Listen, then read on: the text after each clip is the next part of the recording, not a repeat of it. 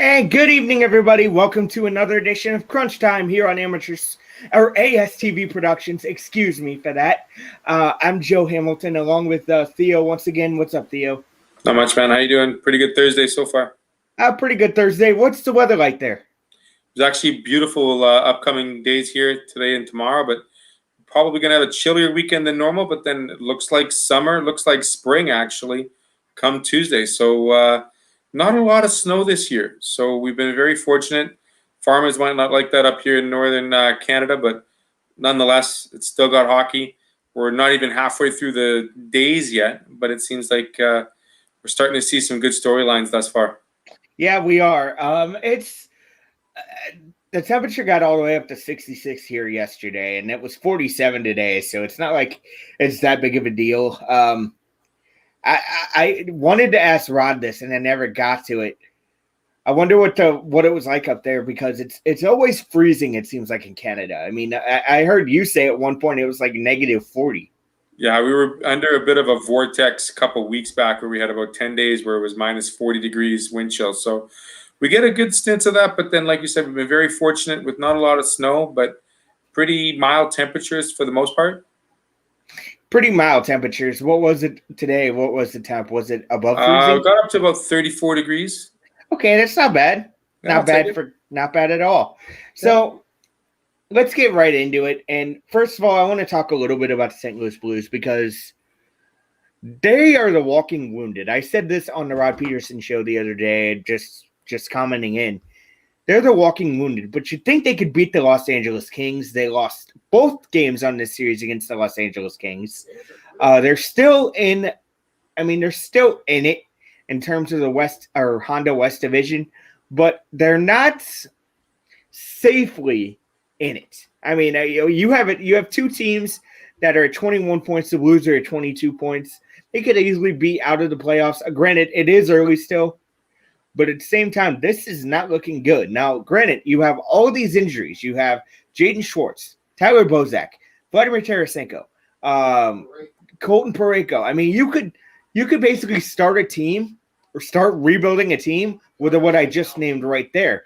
But at the same time, we've heard all along about this depth, and this depth hasn't shown up yet.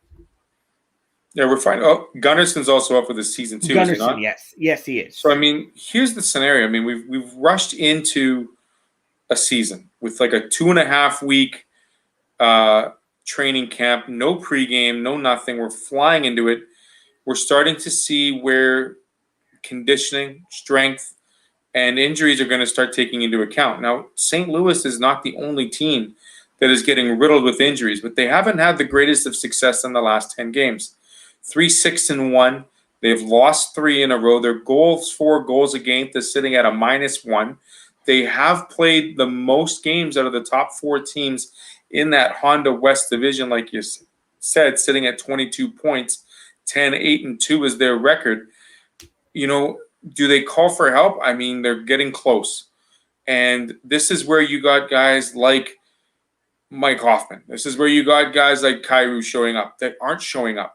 And this is where they have to kind of say, listen, pal, we're paying you.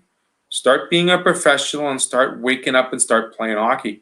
You can't lose to the Kryptonite and Darcy Kemper and the Arizona Coyotes as much as you have, nor can you lose 2 games in a row to an LA Kings team that is old, not playoff worthy, and thirdly, certainly not up to task to where we expect to have the St. Louis Blues playing. They're not even competing. And that is the unfortunate thing for Craig Berube, because when you start seeing oil water separation between coach and the team, you really have to decide, okay, how do you bring the troops back in so they believe in the philosophy?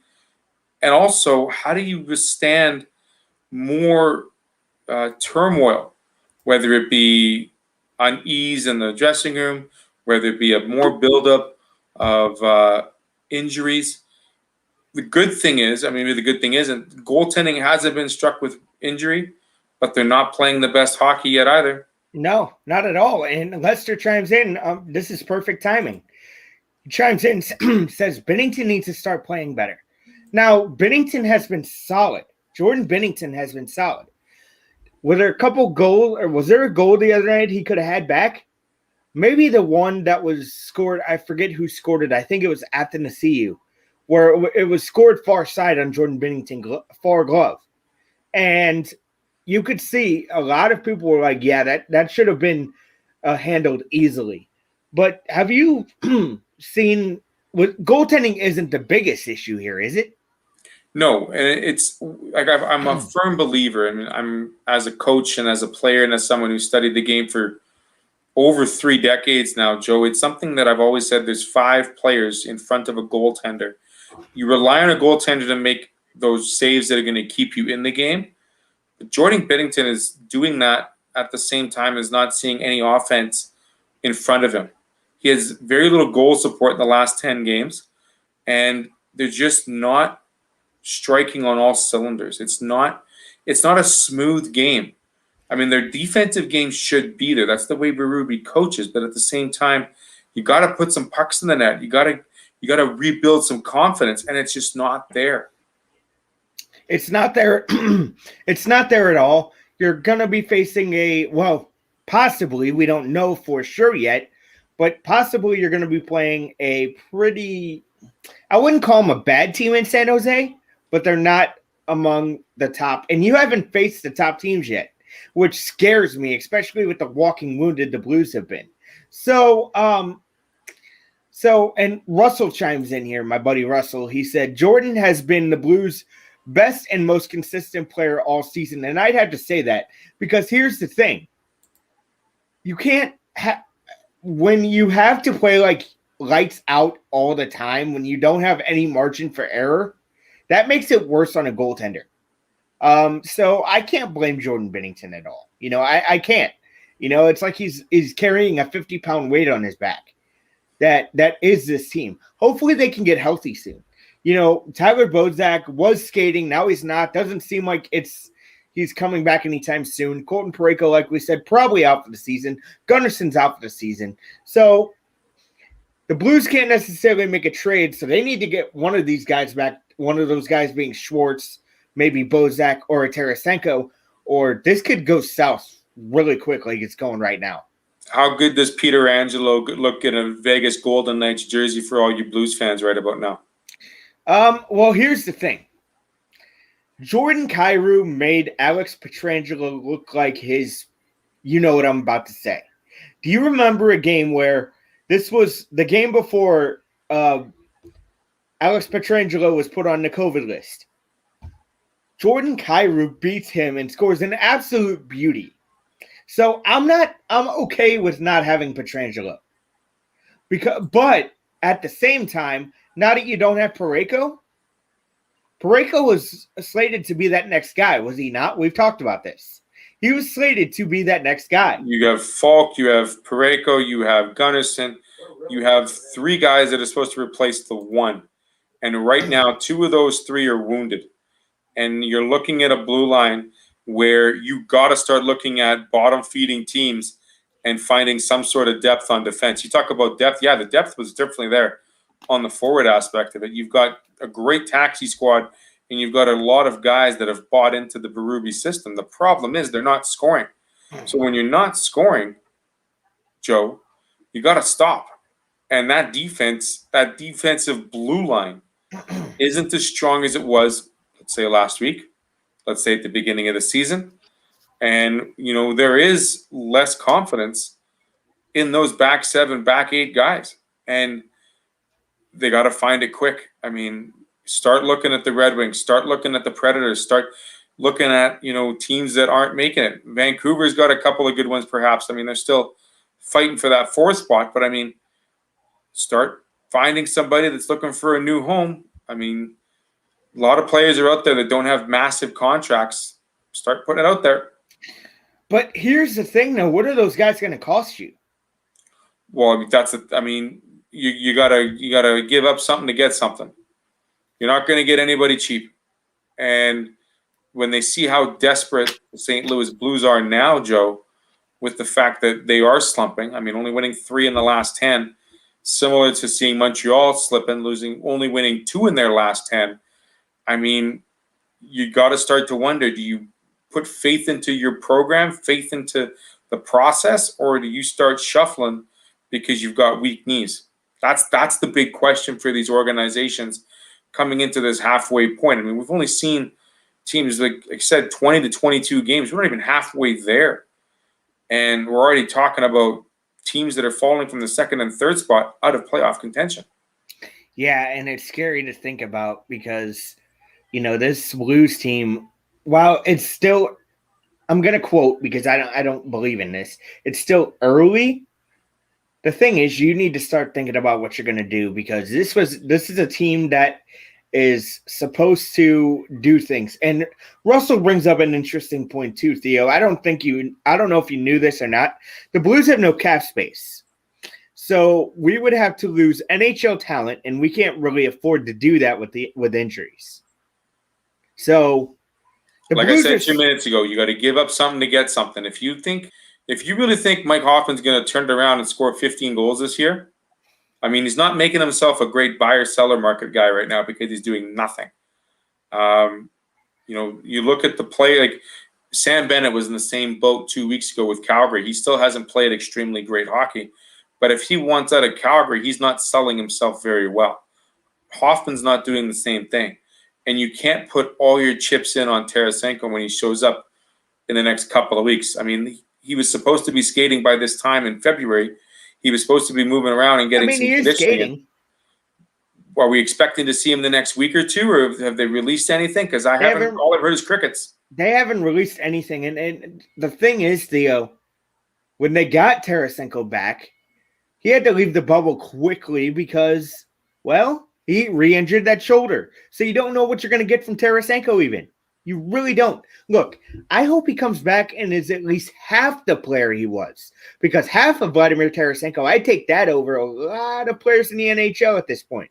At least for me. A lot of them. Right. You know what I mean? So yeah. I want to think that this team can turn it around, and I think they can. But this is not going well at all. And hopefully when you play San Jose this weekend, if you play San Jose, because their game tonight against the Vegas Golden Knights has been postponed because of COVID issues with the Sharks.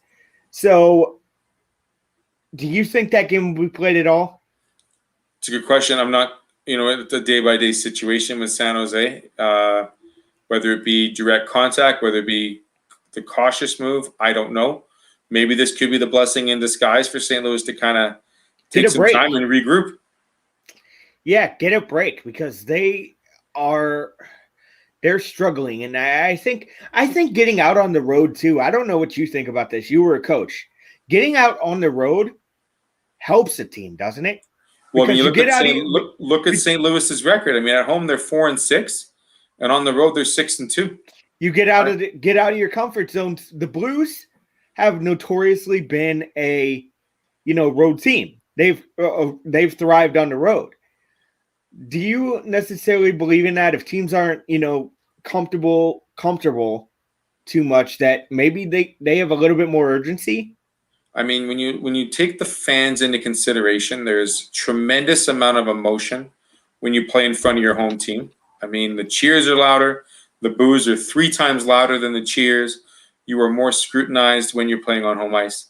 There's less pressure playing in someone else's barn. Of course, there isn't that home ice advantage, that there is that other opportunity, that other side of the argument. But if you're playing well on the road, continue to do so. I mean, if you've got a 6-2 record on the road, build on it, take on it, step on the gas and keep doing it. As far as I'm concerned, there really is no home ice advantage. The only home ice advantage you have, because there's no fans, is that you know the ice and you know your board's better than the other team. But as Roger Federer always said, you don't have to be the best every game. You don't have to be the best every day. You just have to be the best at that time versus that opponent for 60 minutes. That's what you have to do. The Blues have to realize that each game is 60 minutes, and they're not playing a consistent 60-minute game, and it's hurting them. The proof is in the pudding. I mean, you've got 7 points out of a possible 20 in the last 10 games. You really have to, pick up the socks, so to speak. Now, Russell chimes in basically saying Tarasenko has been with the team. The best case for the Blues now is to tread water for a few weeks and stay close to a playoff spot. Then in 4 to 5 weeks, when we get healthy and make a run for that one of the last spots in the playoffs. That is his opinion. Do you echo that? Well, I mean, I'll be honest with you. When 56 games are done, the teams that are more rested, more healthy, and still battle tested are going to be favored to go far in the playoffs. I mean, when we looked at the bubble last year in the bubble scenario, Dallas was one of the well-rested teams. They were ready for success. They were able to go far. Vegas was the same way. They didn't go as far. But if you look at the teams that had the early exits, I mean, Toronto had an early exit, but had loads of talent. They still had issues with Columbus.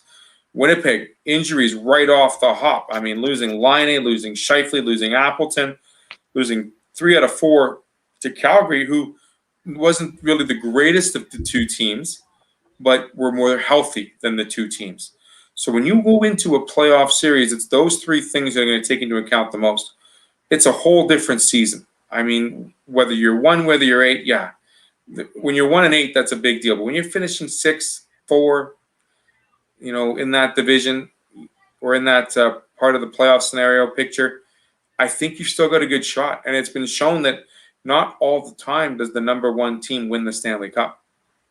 Not all the time, that is for sure. Now let's kind of transition to the NFL here. We'll go back to the NHL in a little bit. Couple quarterback scenarios. One in Seattle. Russell Wilson has not demanded a trade, according to his agent. But if a trade was brought up, there are 4 teams that he would be interested in going to. What are those 4 teams? For Russell Westbrook, I believe it was New Orleans, Dallas, Las Vegas, and Chicago. Those are the 4 teams that are on his list. What do you make of this Russell Wilson situation? Do you think it'll get better? Do you think that he is on his way out? It seems like a touchy-feely situation. It's not totally ugly, but it could get there. Well, Russell Wilson is a phenomenal quarterback in the NFL. I mean, first of all, he wasn't a first-round pick. He was a third-round pick. He was 5'11", 205, 210 coming out of college. Wisconsin guy, NC State guy. I mean, here's a kid that, loads of talent. He was that hybrid quarterback. And this year, especially in the first half of the season, he was the MVP of the NFL. I mean, he had a tremendous touchdown to interception ratio. He was winning games. And then the wheels fell off halfway through the season because he wasn't being protected. He looked like Patty Mahomes out there running for his life in the second half of the season. He still had pretty decent weapons in Metcalf and Lockett. His running game was okay. Defense did as best as they could. The bottom line was he's requesting the team to protect him. He has been hit the most of any quarterback in a career in the last 8 seasons. When your number 1 player speaks out and has to speak out publicly, you best listen, because that is the beginning of an unhealthy relationship. Now, Pete Carroll, I know Pete Carroll. He's a pretty demanding coach, but he's a pretty good coach when it comes to being a player kind of coach. He likes to coach for his players. He likes to take care of his players. I know his relationship with the community in Seattle is very good. He owns part of the football team, the soccer team, the Seattle Sounders. He lives, breathes, and dies Seahawk colors.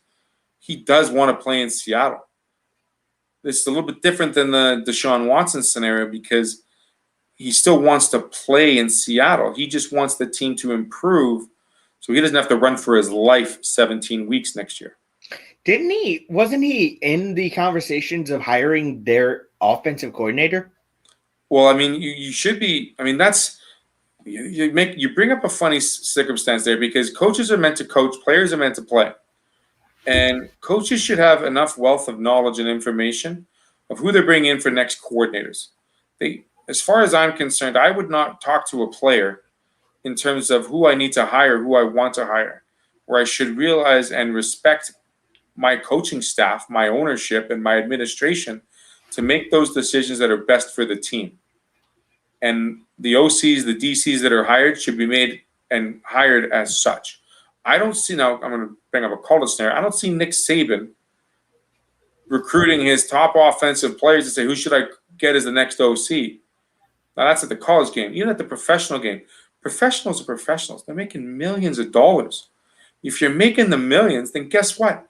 Play and act and own it. Don't riddle yourself with conversations that don't matter. Your conversation matters when the OC is hired. Your conversation then begins to work on that relationship. And as far as I'm concerned, whoever wants to talk about being a part of those conversations, hang them up and become a coach. I agree. But the thing is, I mean, this is an awkward situation. I don't care what Russell Wilson or his agent says at this point. He's probably trying to be the nicest he can because he loves the community in Seattle. But at the same time, he wants to be protected. I get it. It almost reminds me, though, and I know this was a far different situation. Do you remember the Brenda Warner situation here in St. Louis? You challenge me now, Joe. You put me on the spot, and I don't remember that situation. Okay, so basically Brenda Warner went on a radio station, I forget where, and spoke out about how her husband was being protected. And that was the beginning of the end of Kurt Warner in St. Louis. This is almost becoming that, and it's not Sierra talking out, because I don't think she'd ever do that. Beautiful woman, by the way. But yeah, she wouldn't talk out like that. So, and Russell Wilson's not talking out. He just wants to be there for a long time. He wants to, earn his money. He doesn't want to be on the turf more times than he's throwing a pass. I get it. So hopefully that gets worked out, because Russell Wilson leaving Seattle would be probably one of the worst things for the NFL. The thing is, who is Seattle going to replace with Russell Wilson right now? Unless you're looking to make a trade to get Dak from from Dallas, you're not going to get Jameis or Hill from New Orleans. So they'll get that one right. Good luck trying to get Foles or Tricky Nicky Trubisky from Chicago, because you better be getting some draft picks for that one. And Derek Carr, Marcus Mariota. I mean, Mariota's the one guy out of Vegas that would go as opposed to Derek Carr. Derek Carr has always been underrated, and he's not getting any love in Las Vegas. But the thing is, the guy had a pretty decent year, and he threw the ball really well. And I think Derek Carr is, a lot higher in my books, as opposed to saying Jimmy G, Cam Newton, just to throw out a couple of names, Carson Wentz. I'll take Derek Carr over Carson Wentz. And I'm happy to say that, even though the Raiders are my least favorite team. And my friends know that I can't stand the Raiders. The only thing I like about the Raiders is Howie Long, Bo Jackson, and just win, baby. There's only three things I like about the Raiders. And maybe their new stadium if I ever get the chance to go travel again. But everyone knows I love my Chargers. And they are rivals in the AFC West. And that's just that. When the Raiders play the Chargers, you better believe I'm wearing powder blue and yellow, and I'm taking a dump on black silver. Done. Even though I'm wearing black and silver now, my Chargers are behind me. Yeah, your Chargers are behind you, along with I'm trying to look at the Ghostbusters movie. I haven't seen it, so it's down below. It's there. I'll put her. There you go. Oh, there we go. He there we go. He's okay. He makes an entrance once in a while. So another quarterback situation I want to get into, and that is the Deshaun Watson situation, and that is bubbling to this very moment, because Deshaun Watson finally gets to talk to his new head coach. Well, actually, the new head coach of the Houston Texans, because it ain't gonna be his head coach. Basically saying he doesn't care. He wants out of Houston. He doesn't want to play for Houston. So, and you know what they were asking for Deshaun Watson before. How does that change now? Because he has to be out of there. It's this again, a very, it's such an interesting scenario between what was transpired over the last 9-12 months for Houston. I mean, I think the ball really started to drop when you decided to trade DeAndre Hopkins to Arizona, to the Cardinals. That was the beginning of the end to the Houston Texans, because just imagine what Watson would have done having Hopkins as a wideout. Like, he threw for the most yards this year already in Deshaun Watson. Had a terrible season. They were 5-11. But Deshaun Watson with DeAndre Hopkins was a lethal 1-2 combination. DeAndre Hopkins was one of the top 3 wideouts this year in terms of all stats combined. And you took away his number 1 weapon. At the beginning of the year, you also didn't want to prove the pudding to sign Jadeveon Clowney. Now, Clowney's riddled with injuries. Yes, he's not the greatest defensive player as he was coming out of college out of South Carolina, but he still was that lightning-quick counterpart to number 99, J.J. Watt. Well, now J.J. Watt is a free agent. He's been released. So what is left in terms of name recognition to the Houston Texans outside of what is left? I mean, O'Brien is, I think, the OC now in Bama. Hopkins is in Coyoteville, or Arizona Cardinalville. Sorry, I'm getting my sports mixed up. I'm sorry, guys. Coyoteville, and J.J. Watt's going to go play up in Baltimore or Cleveland or somewhere up there. The bottom line is the Houston Texans are going to be in a rebuild. Deshaun Watson is going to get paid, but he's not going to play. Now, how that works, I don't know if it's a bubbling scenario. We got about a month or so, month and a half before the draft. When that draft rolls around and that number 7 pick or that 6 pick for the Dolphins comes up, that's when things will bubble. That's when I think you're going to see some movement. I think there are only 2 teams that have a shot at Deshaun Watson. Maybe 3. Chicago? No. Chicago's not even Chicago's maybe 5 or 6. San Francisco's my 3. Jacksonville's my 2. Miami's my 1. The only reason why I say Jacksonville is because they have a very high draft pick. They could possibly take a quarterback there and allow Houston to rebuild. And I've always said on this show and on other conversations I've had around the NFL, why wouldn't you trade your first-round pick for Deshaun Watson? A proven winner in the NFL, pretty much injury-free. He's amazing talent. He has the pedigree and the maturity to get your team wins now at a young age versus trying to see whether or not Lawrence or any of those other quarterbacks are going to be good fits now, maybe 2 years down the road. I mean, it's so hard to pick on potential when you already have a proven winner. Dolphins, give up your first pick, let them take the receiver, give them Tua, because I'd rather have Deshaun there now. And in Jacksonville, Urban Meyer would love to have Deshaun Watson too.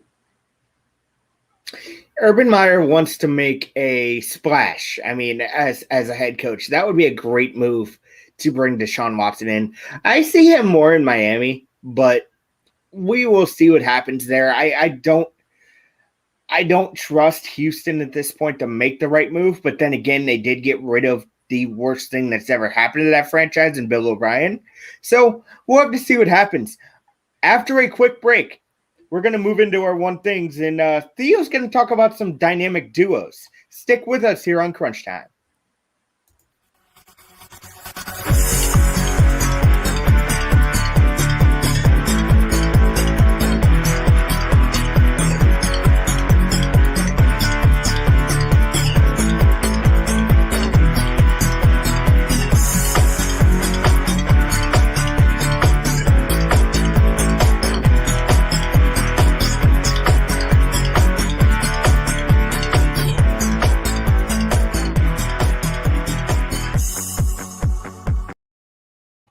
Welcome back to Crunch Time here on ASTV Productions. Theo, take it away, man. You got some dynamic duos that are not doing anything. What are some of the guys that, intrigue you? The 2 guys on a team. I can tell you right now who intrigues me. Okay, you give me the 2 you want me to talk about first. Well, the two I want you to talk about first are Marner and Matthews, but I do want to bring this up first. I didn't realize the Edmonton Oilers are a hot team. They are 8-2 over the last 10 games. McDavid and Draisaitl are up there too, but talk about Marner and Matthews first because, of course, I'm a Leafs fan. We'll talk about your Marner Matthews thing in a second. Right now, Austin Matthews is leading the league in goals. Mitch Marner is almost leading the league in assists. Collectively, they have 61 points, 31 and 30 respectful. Austin Matthews could be on pace to be a very close 50 goals in 50 games scenario. Will he get there? I don't think so. I think he's going to be scoring between 40 and 42 goals for the season, which is still tremendous. He's going to lead the NHL in scoring. Mitch Marner has proven, and he's shown me, I'm the naysayer here, but he has shown me how really impressive he can be with the puck and how he dishes it off to Matthews, finding that open seam more often than not. Truly amazing. The chemistry between those two leads them to success. Having that said, that gives an opportunity for Nylander and Tavares to play together. You then add the other dynamic duo of the Beards between Spezza and Big Jumbo Joe Thornton. And you've got your mixins. You've got your Dzingels. You've got your Hymans that'll show in there and say, guys, you know what? We're going to clean this all up. And they've even got a dynamic duo on the point between Jake Muzzin, who's a little bit injured right now, and TJ Brody. Brody has definitely sealed up that defensive squad.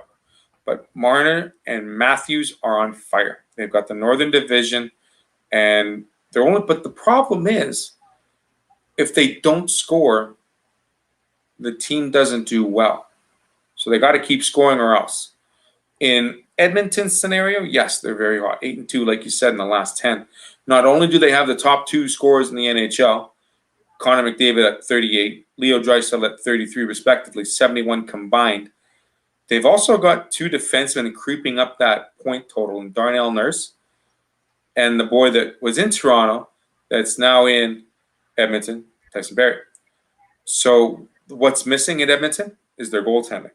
But they finally found their groove to say if they score 3, we've got to score 4. So that is why that set of dynamic duos is working great. Now, my team. Winnipeg doesn't really have a dynamic duo. But if you look at their scoring, it's spread as of tonight. You've got 3 goal scorers with 10 or more goals and 2 right at the borderline. You've got Ehlers, Connor, and Shuffles, my boy Mark Scheifele, each with 10 goals. Mark Scheifele's on a point streak, I think, of 8 or 9 games now. And they're flying. They just beat the Canadiens 6-3 tonight. They were down 3-1 halfway through the second, and they came back, scored 5 unanswered. Pierre-Luc Dubois is finding his stroke. Nate Thompson potted his first one. Connor Hellebuyck settled everything up finally. Talk about dynamic duos in net. Connor Hellebuyck and Laurent Brossoit. I mean, they're playing A1, AB goaltender better than anybody else. Brossoit goes in Vancouver, gets a shutout, gives Hellebuyck some rest. Hellebuyck comes in the last 2 games, a little bit shaky, still not Vezina quality, but he's doing some great stuff, and he's keeping the guys in the game long enough for that offense to finally score goals. I will say the dynamic duo that wasn't impressive was, according to owner Marc Bergevin in Montreal, who decides to get rid of the head coach, Claude Julien, who is unfortunately no longer responsible for the Montreal Canadiens in their 2-9 slide in their last 11 games, but also getting rid of Kirk Mullin. And as much as we were flying high with the Montreal Canadiens, thinking that they were tremendous and having a great start of the season, they've come back to reality, and they're not flying as much. And now they're on that 4th spot, 5th spot, not making the playoffs. So those are my dynamic duos in the Northern Division. Now, you talk about the situation with Claude Julien and Kirk Muller. I commented, and I know it didn't get read. He was busy. I get that. But I said that this was a knee-jerk reaction.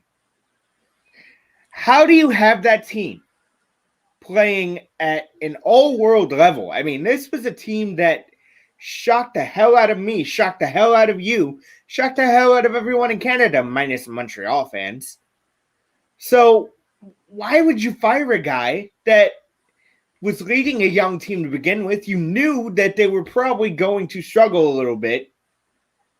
Give him a little more time. Give him a little more time to right the ship. I just think it's a bad move by Bergevin, and it goes to show what kind of GM he has been in the past. I mean, I thought it was changing things.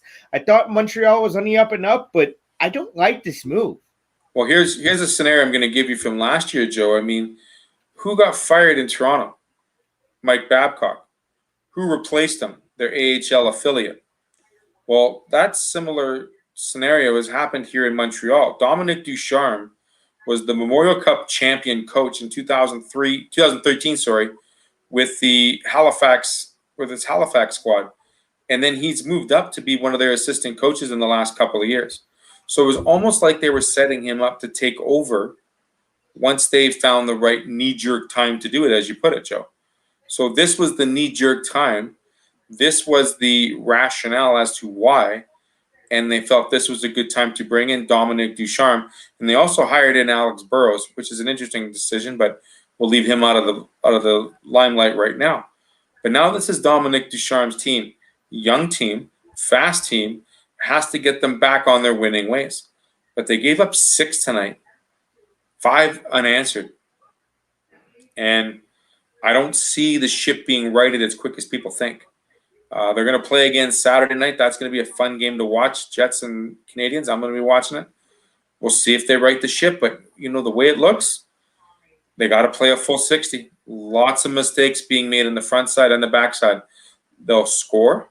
I mean, putting in 3 should win you some games, but not when you let in 6. How much of that is the head coach's fault? How much of that is an associate coach's fault? I mean, Carey Price has not been the same goaltender for going on probably 2 or 3 years now. Has not been the same goaltender. Jake Allen is outplaying Carey Price.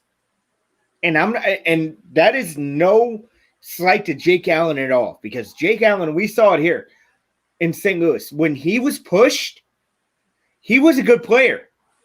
When he wasn't pushed, however, he wasn't a good player. Maybe that had to do with being in St. Louis, and if he gave up a goal, this franchise or this fan base would scrutinize him. I mean, let's be honest. Jake Allen gave up some weak goals, and now Jake Allen has a new.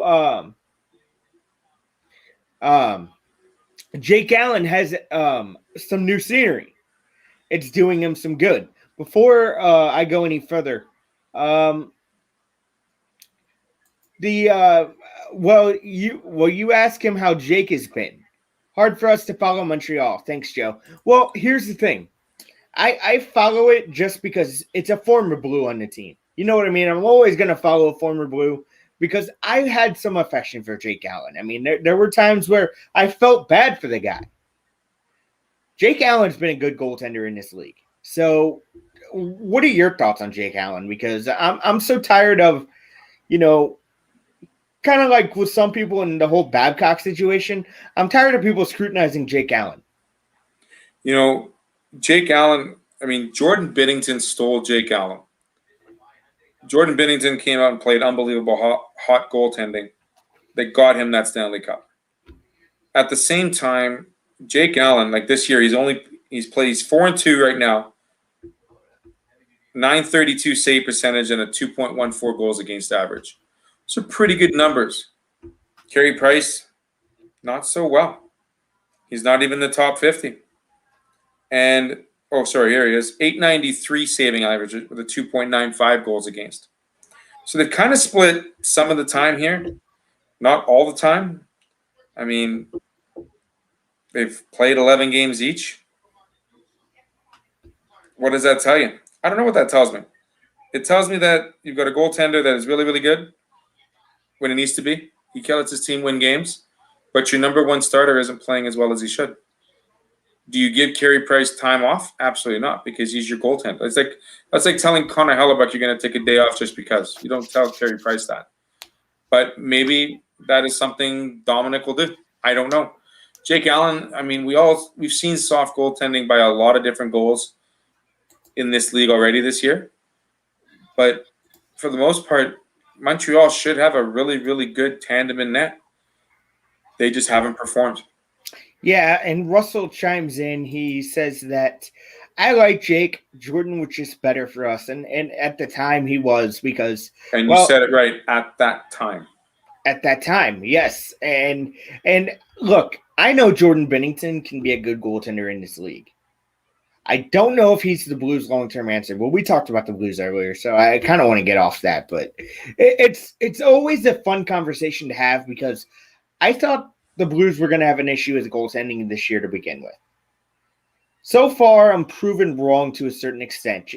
Bennington's been great when he's had to be, and Ville Husso, I'm not so sure about him right now. But again, I'll get to that in the next show we do. So we're going to go to break. And after this, I'm going to talk about a dark day in St. Louis Cardinal history. Something that, well, just stay tuned in on Crunch Time.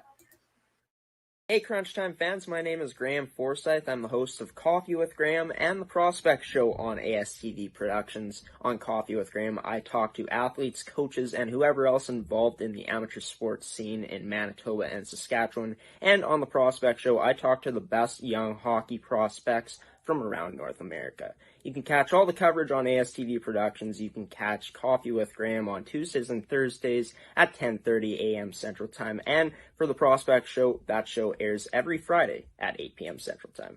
Hope to see you there. Have a good one. Welcome back to Crunch Time here on ASTV Productions. There's something that happened on this day back in 1970. The St. Louis Cardinals and a young Steve Carlton parted ways based off of a $5,000 difference. And the St. Louis Cardinals in the 70s, again, I wasn't alive in the 70s, so I've only been told how bad they were. If you would have had Steve Carlton on this team, on the St. Louis Cardinals team in the 70s, you still had Bob Gibson on this team. You might have won another World Series. Actually, you would have won a World Series in the 70s. Maybe two. And not to mention the Game Time correspondent checks in. We had Lou Brock as well. The St. Louis Cardinals still had a Lou Brock. He was getting older. I get it. You had a Bob Gibson getting older. I understand that, but you would have had a young enough Steve Carlton where you probably could have won a World Series or two. I know you're probably looking up his stats, and you got to be agreeing with me too, right, Theo? I mean, Hall of Fame pitcher. I think it was 1972, 1970. On my research, I was checking them out. And pitchers weren't getting paid big bucks like they did this year. I think they were making $65K. So when you talk about a $5K, $10K difference back then, that's a lot of money, especially for a young pitcher that wasn't as proven at the time. But he was 329, 244. That was with the Cardinals, with the Phillies. And like the GTC chiming in there was a crazy good pitching group from 1970 to 1974 in St. Louis. Steve Carlton was one of them. Bob Gibson was another. And I could rattle off the rest of them, but I'm telling you, he was one of the goods. And for losing a pitcher like that over that amount of money, I could see that being an issue at the time. But who knows, right? I mean, that's like saying, okay, you're not going to pay a pitcher $15 million, but he's asking for 20. Because that's really what it was going down to. It's about a 20%, about 15 to 20% markup on his salary. For a young guy like that, that might happen this year. Owners' pockets might be a little deeper. But he's a Hall of Fame pitcher. And there's a lot of pitchers that aren't. Yeah, there are a lot of pitchers that aren't. And you got to think, man. You keep a couple of these guys. You keep a guy like that. And with the rotation, and you had some good players on the field. Probably could have won a World Series. You know, it could be 12 right now, but still looking for the 12th World Series title. Look, I'm not one of those fans who, you know, it's either win a World Series or bust. I get it. You want to stay good for a while. What I like about this ownership group that took over in 1996 is they made the right moves to be successful at the time, but they made moves to set up for the future. And that's what the Cardinals have always seemed to do. They've always seemed to have the eye on the present and future. I mean, you look at the organization now. You have pitching prospect after pitching prospect after pitching. It's pitching is loaded in that cupboard. All of them probably could throw 95 plus. You don't see that from a lot of teams. We were talking about something yesterday, me and Scott.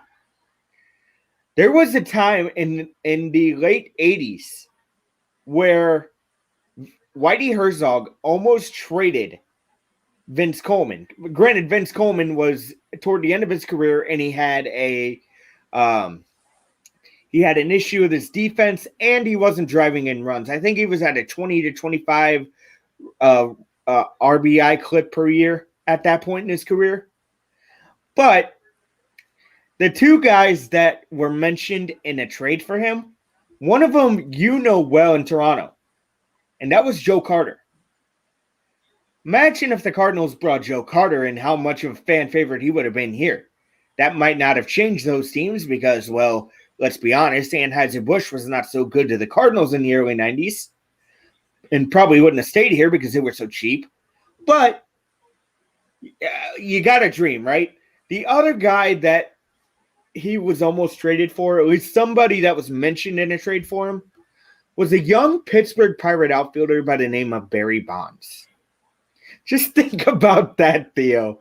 Think about that. They're reconciled. They're fine now. But wow, what that could have been, right?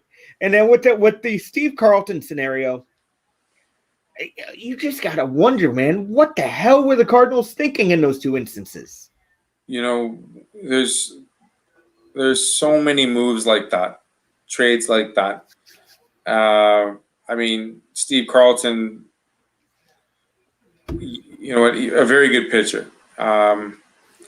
It's like, it's not as a big a deal when I compare it to a Gretzky move to Los Angeles in 89, 88.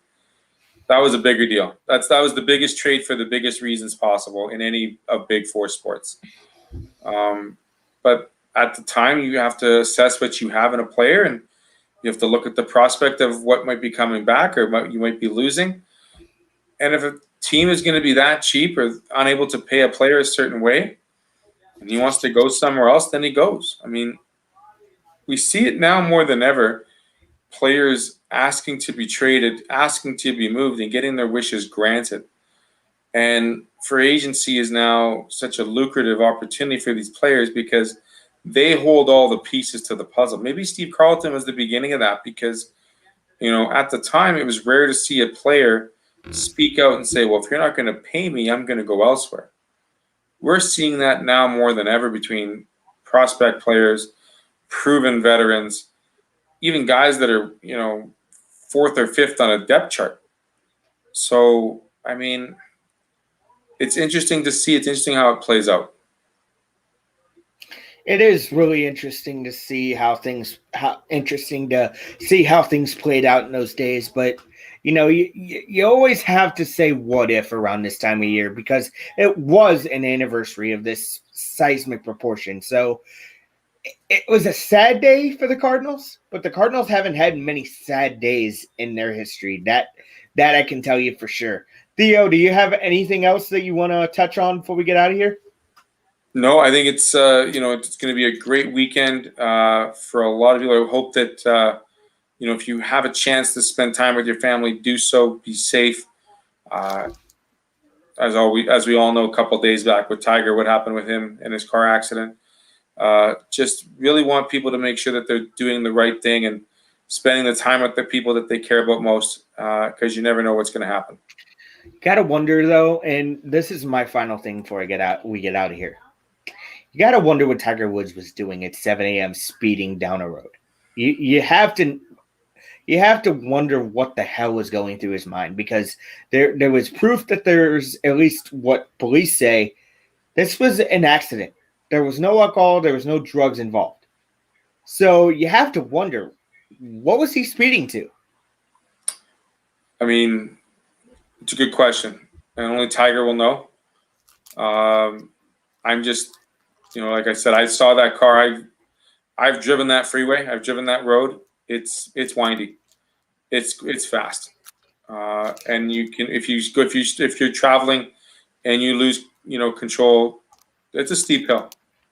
And seeing the damage done to that vehicle, it's pretty amazing that he's alive.